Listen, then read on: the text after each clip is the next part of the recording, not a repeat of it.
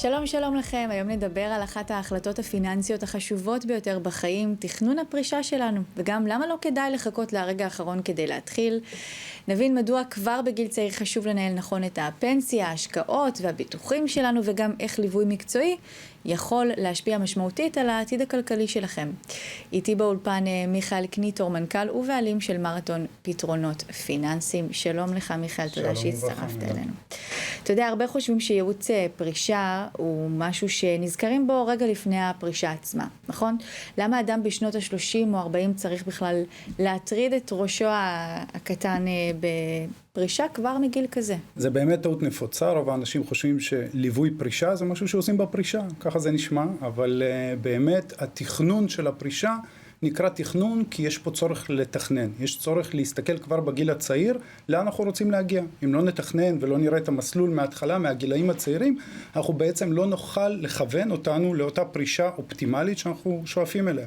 זאת אומרת, חבר'ה צעירים בעיקר, הם מחליפים עבודות, משנים את השגרה שלהם מבחינת עבודות, לעומת טיול גדול אחרי צבא או דברים כאלה, והרבה פעמים לא יודעים מה לעשות במצבי ביניים האלה. המצבי ביניים האלה הם מאוד משמעותיים, במיוחד משיכות פיצויים שהם יכולים לעשות. משיכת פיצויים למשל זה משהו שמשלמים עליו פעמיים. משלמים עליו גם בהקטנת הקצבה העתידית, כשאנחנו בני 20 או 30 אנחנו לא חושבים על זה וזה משמעותי מאוד, ומשלמים עליו פעם נוספת בפטור ממס שאנחנו זכאים אליו שקטן בגיל הפרישה. כשאתה מדבר על באמת ליווי פרישה, מה הערך המוסף של מעטפת של 360 מעלות?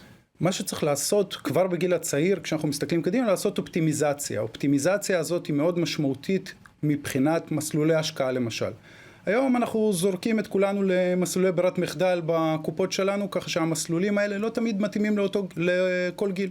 לא יכול להיות שבחור בן 25 ומישהו בן 60 יהיו באותה רמת סיכון ובאותה רמת השקעה. כלומר, אנחנו צריכים לעשות את האופטימיזציה הזאת דווקא בגיל הצעיר, כי זה מה שהביא לנו את התוצאות הטובות יותר לקראת גיל הפרישה, וברגע שנעשה את זה בגיל הצעיר, העבודה שלנו תהיה הרבה יותר פשוטה לקראת גיל הפרישה של אז בן אדם מגיע לגיל פרישה, הולך לקופות גמל, פנסיה שלו, מושך אותה, מה הוא צריך אותך? יפה, פה זו שאלה מאוד חשובה. גיל הפרישה, כשבן אדם מגיע ממש לגיל הפרישה ומתחיל לקבל החלטות, הוא נמצא בצומת דרכים מאוד משמעותי. אותה צומת דרכים בעצם, שם הוא מקבל החלטה שהיא לעתים החלטה חד פעמית, למשל תהליך הקיבוע זכויות. תהליך הקיבוע זכויות זה משהו שעושים פעם אחת בחיים, וזה משהו שלא ניתן לתקן. לקבל החלטה כמה כסף אנחנו רוצים למשוך כקצבה, כמה כסף אנחנו רוצים להוריש לדור שאחרינו. זה החלטות שאם אנחנו לא עושים את התכנון ואת החישוב בצורה נכונה, אנחנו לא יכולים לתכנן. גם בפנייה ישירה לחברות הפנסיה, אף אחד לא ילווה אותנו בתהליך. יש תפסים שאנחנו ממלאים פעם אחת בחיים. למשל החלטות כמה אנחנו רוצים להוריש לילדים שלנו. אנחנו יכולים על סקאלה מסוימת לבחור החלטה שהיא גדולה יותר או נמוכה יותר על סמך המצב המשפחתי שלנו, על סמך המצב הרפואי של המשפחה שלנו. אלה החלטות שחשוב מאוד שיהיה מישהו שילווה אותך יד ביד בתהליך הזה. אתה יודע, יש מי שיגיד שלתכנן או לקחת ייעוץ מקצועי זה אולי איזושהי פריבילגיה שיש לאנשים עם הרבה מאוד כסף. אז איך מנגישים שירות כזה לכולם?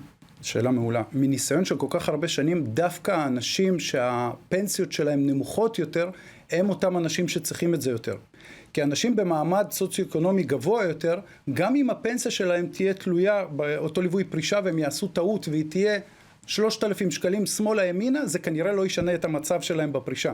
החיים שלהם לא ישתנו מהקצה לקצה. לעומת זאת, המצב הסוציו-אקונומי הנמוך יותר, העשירונים הנמוכים יותר, הם אנשים שכל החלטה היא מאוד מהותית מבחינתם. כל שקל, כל תוספת בפרישה, כל טעות תעלה להם הרבה יותר ביוקר, תהיה משמעותית מבחינתם בפרישה עצמה.